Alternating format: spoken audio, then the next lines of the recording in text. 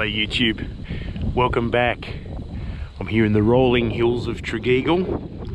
It's December 2025, not quite Christmas time.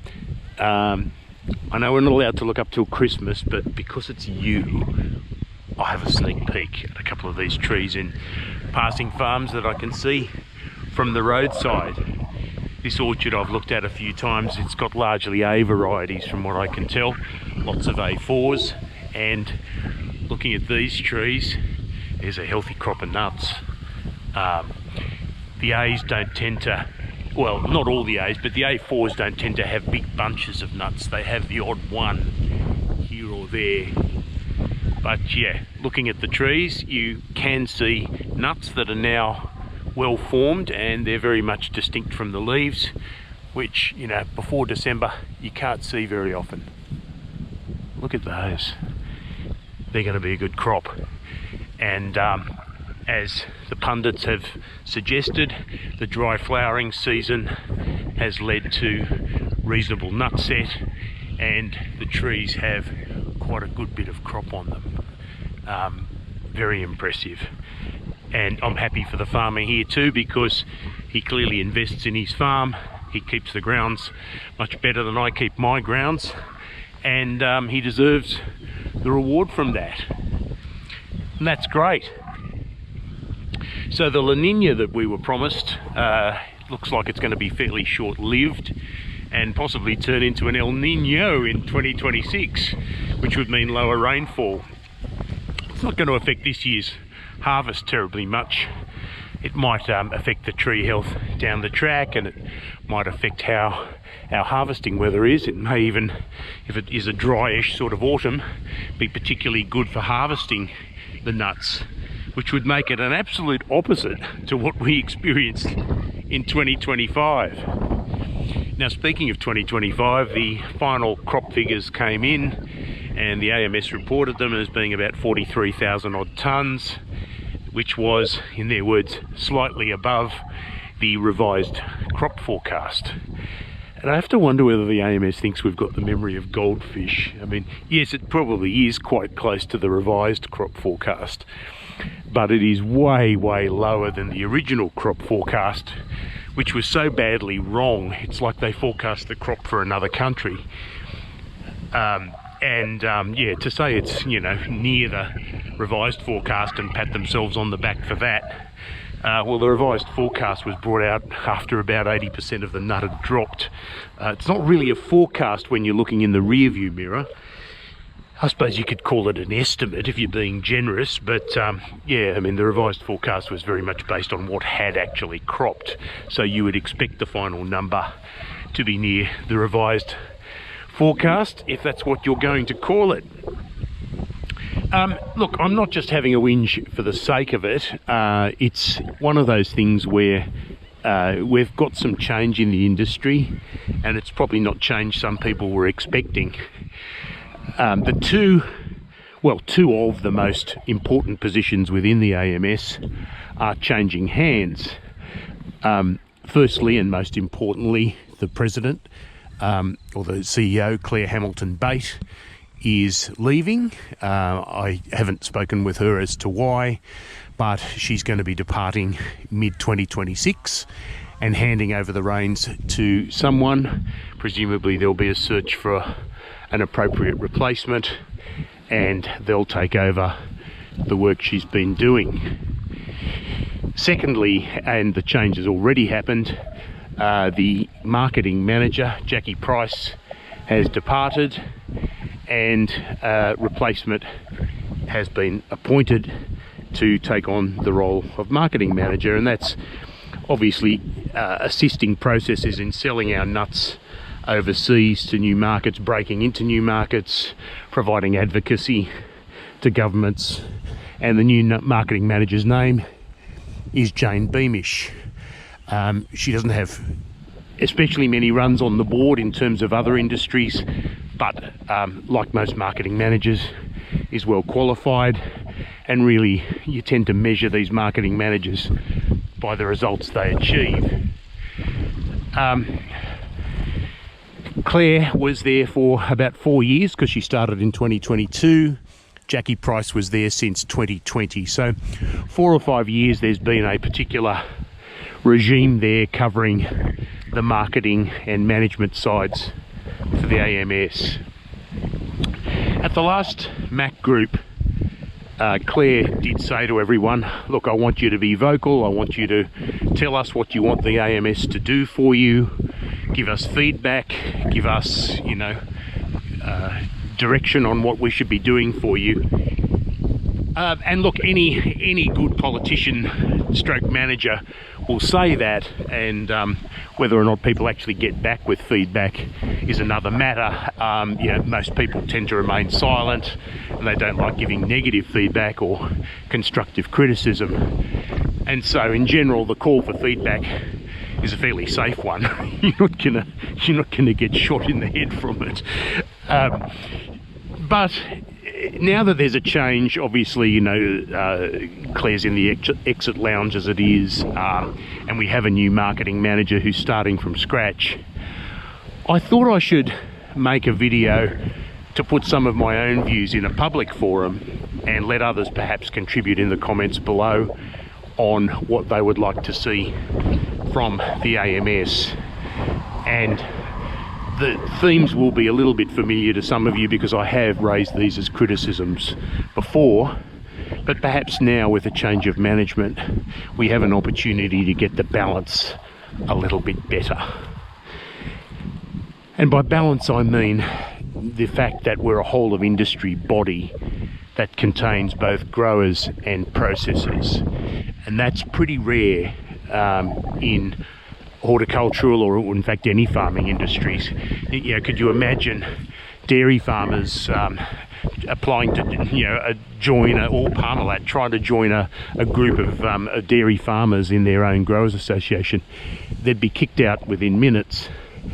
We on the other hand have the processes within our own Macadamia society, and it all stems back from originally, I guess, MPC, now Marquee, being grower owned, and so the processes tend to be an extension of the growers.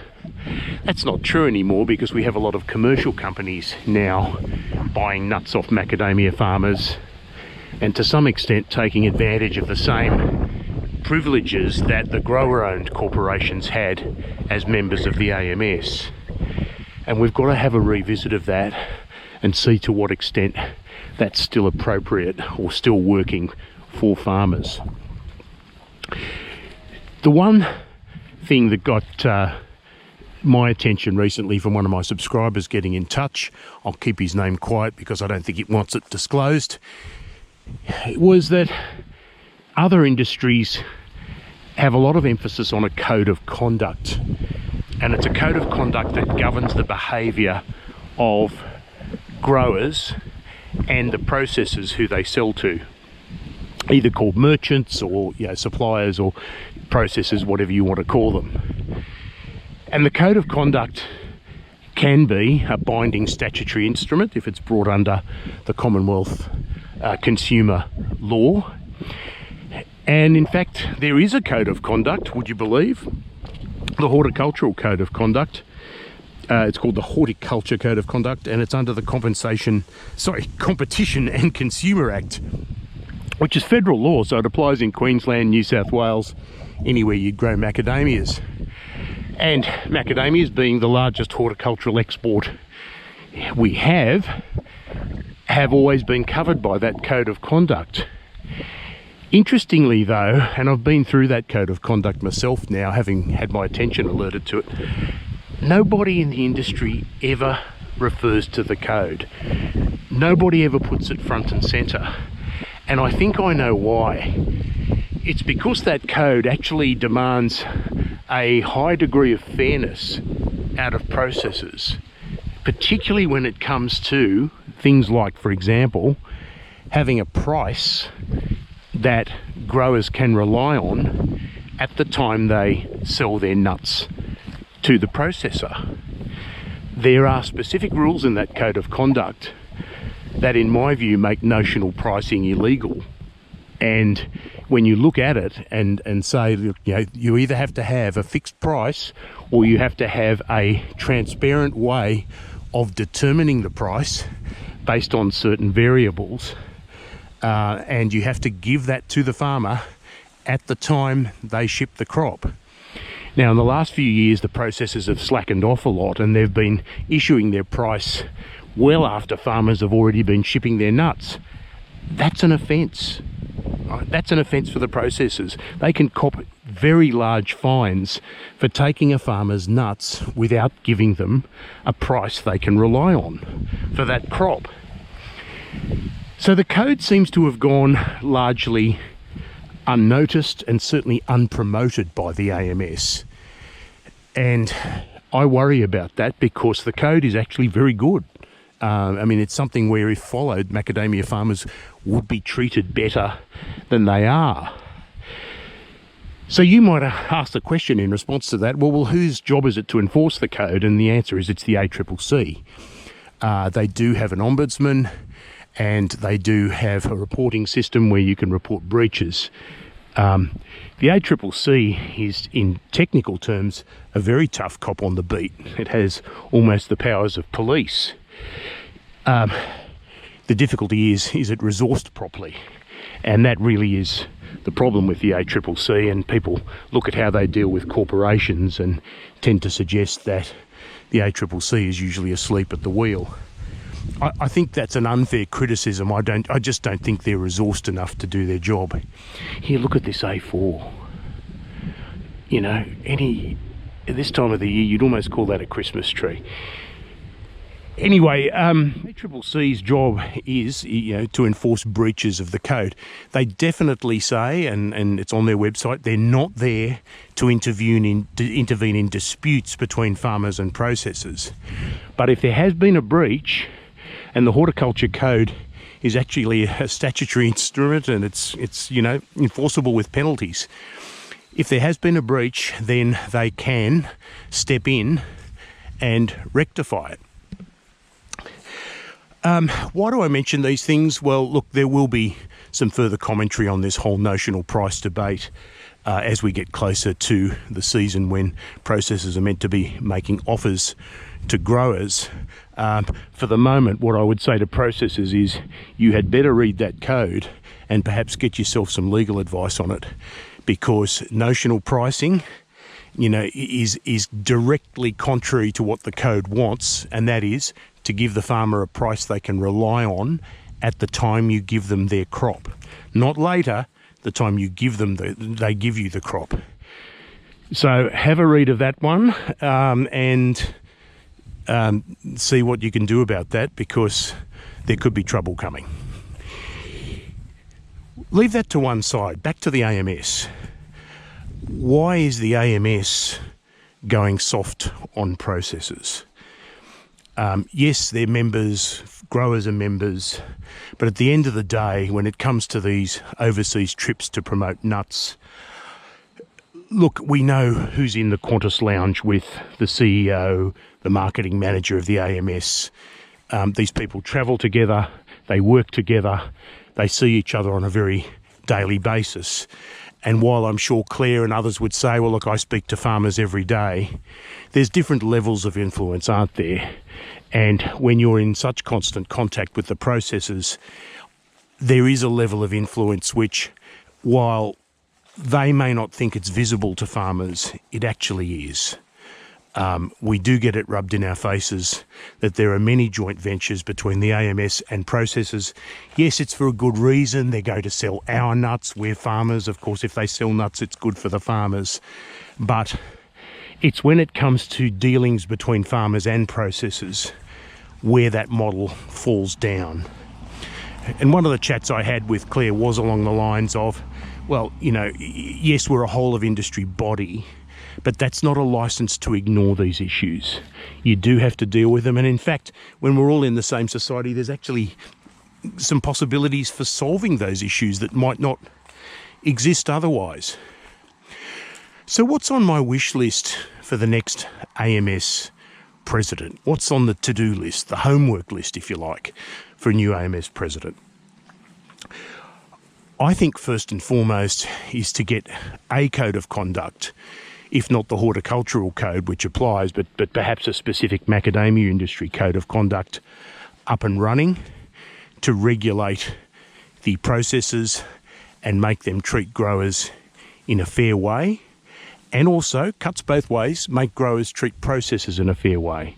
You know, we've had cowboy stories of growers who promise their nuts to one processor and then switch at the last minute for 5 cents more a kilo, leaving one processor short on their own promises to buyers. That's not on either, but by far the biggest offence are things like notional pricing and heavily delayed payment, where the processor sits on your money for a long time before handing it on to you, with really no good excuse for doing that. So there's a code of conduct that you can put in, and the kind of things that you would want in the code of conduct are payment terms. You know, you want at least 50% of the payment at an early stage, and then probably a cap on how many months they can wait before giving you the rest of your money. Again, yeah, so long as it binds the whole industry, there's no competitive advantage to one processor over another. 2 is notional pricing. The code of conduct has to stamp it out. Right? The notional pricing, historically, it was great when it was a grower-owned corporation doing everyone's nuts. Everyone realised it was not for profit, so therefore notional pricing would be something they'd only do from necessity. But then we had all these private processors join in and go, oh, look, we can do notional pricing as well. We can tell the farmer, we'll take your nuts and tell you later what we're going to pay for them. And they took advantage of that, and it's not like we can look into the profits of these private companies so that when they tell us, oh, we're crying poor, we have to reduce your notional price. There's no way of proving that. Yeah. And so, yeah, they ended up with this system where they took notional pricing, imposed it on growers with really no moral license to do that. A code of conduct which put everyone on the same playing field and said, okay, fixed price only and paid within a certain time.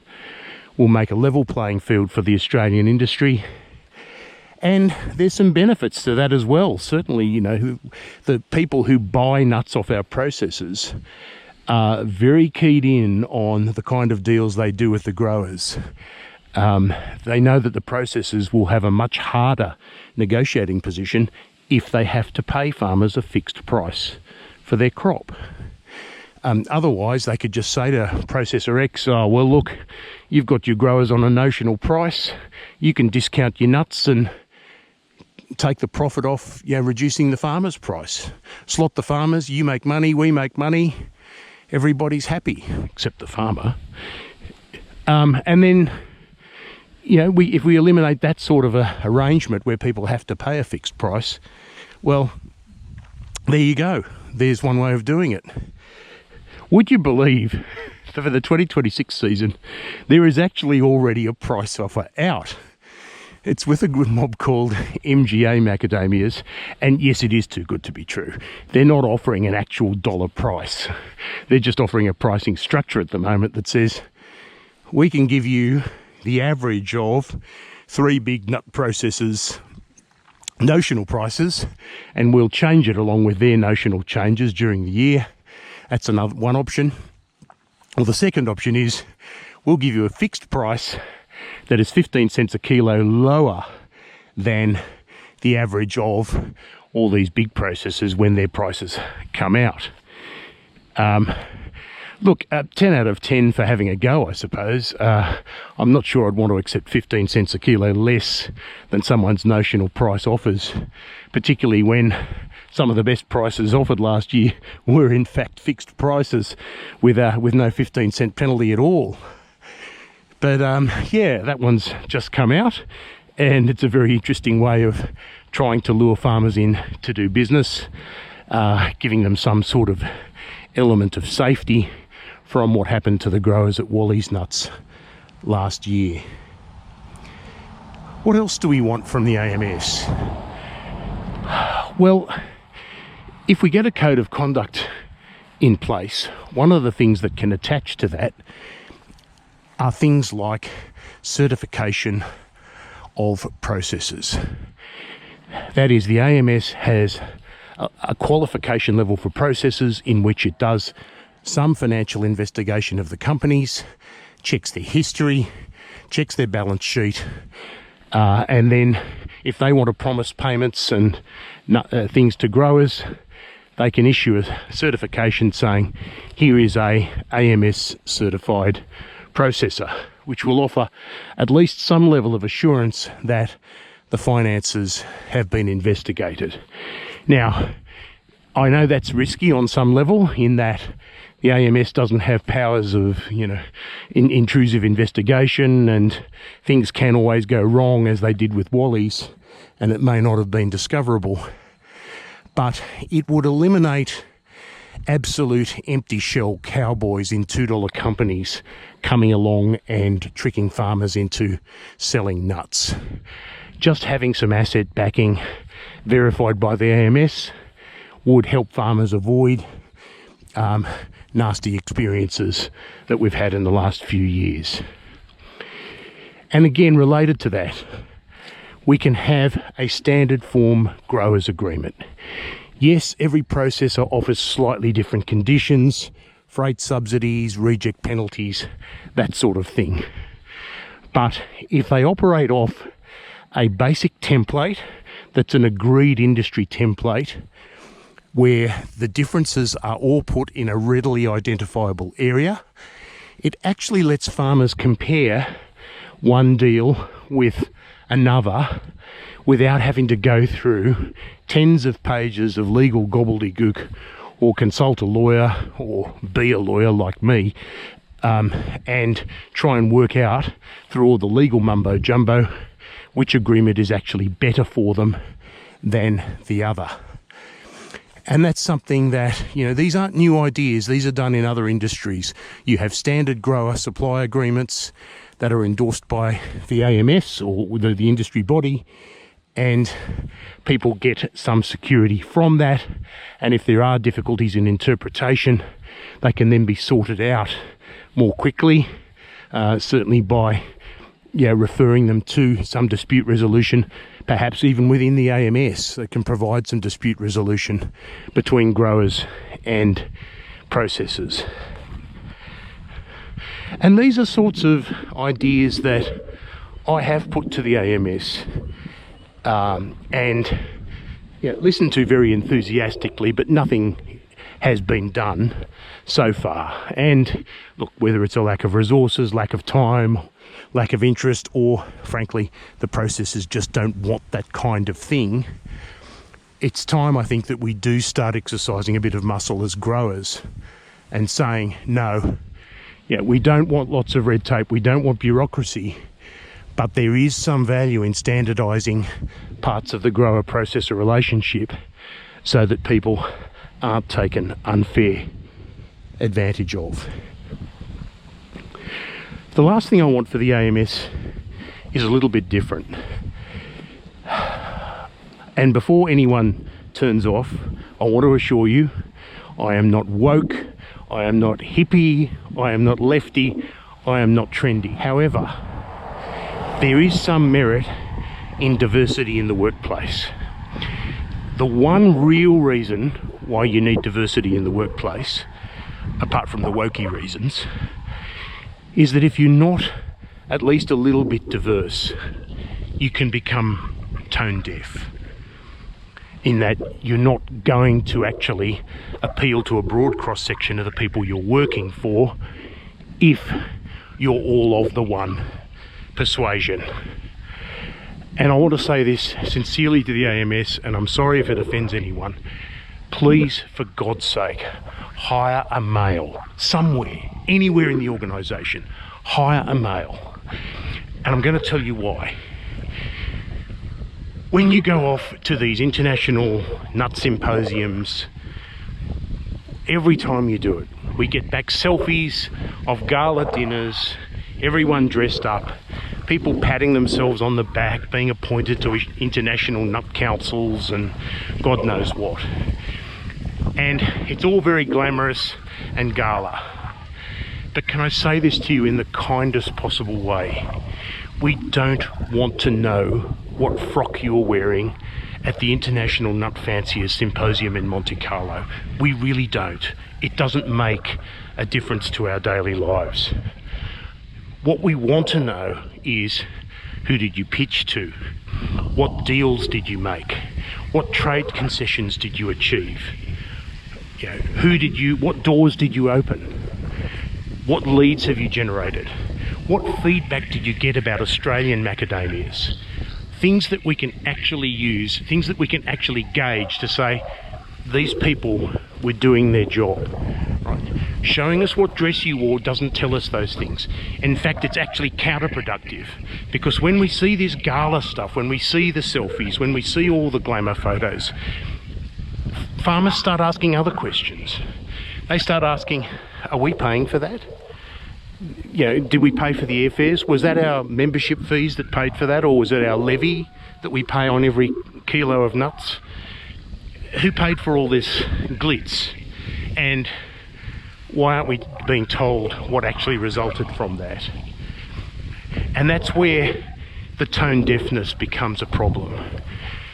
Instead of actually selling the good things you're doing, and I have no doubt you're doing the good things, it's actually coming across as counterproductive, because it makes people consider the wrong things. Right? We're very sensitive to junkets at the moment, thanks to current politics and that sort of thing. Hold off on the selfies. Give us the facts. And I know that a lot of these things are commercial in confidence, and that you can't say, you know, you did a deal with X nut company or Y nut company. But with some de-identification, we can at least get some idea of what our money is doing in marketing, in these overseas trips, so that rather than just see the gala dinners and, you know, the lineups of people in suits and that sort of stuff, we can actually get a feel that farmers are being looked after, because the marketing job is being done by experts. And perhaps hiring a male or two within the organisation might allow you at the AMS to get some more internal feedback. You know, to have someone who'll say, look, maybe they're not so interested in that. Maybe they're to be a bit more interested in this aspect. And that's what diversity in the workplace gives you. So please, even if it's the lowest position in the whole organisation, try and hire a male, because the all-female staff, they might do the world's most fabulous job of serving everybody, but it's not coming across in the way that it needs to. And you actually need that diversity there to allow farmers to feel included, allow them to feel considered, and allow them to be spoken to in somewhat of their own language. And there are many great female macadamia farmers who may think, well, there's no problem here. But there actually are a lot of male macadamia farmers, and we're probably in the majority. Now, okay, minorities need to be catered for, but not by ignoring the majority. We can be inclusive if there is a bit of diversity in the body that represents us. So on to 2026, and let's see what kind of an AMS we end up with, and let's see if the new president or CEO, whoever that might be, takes some steps to cure the problems that exist between processors and growers in a consultative, collaborative way, trying for a win-win, trying for a level playing field between processors, which is something I think they'd secretly like themselves if they are doing it the right way. What do you think, guys? It's an important topic, and now's the time to talk about it, because we're in this transition phase, and people looking for new directions might well look at this video and the comments under it to see what it is the industry wants. Something to think about. I'll be back again soon with another video. Hope you enjoyed this one. Bye for now.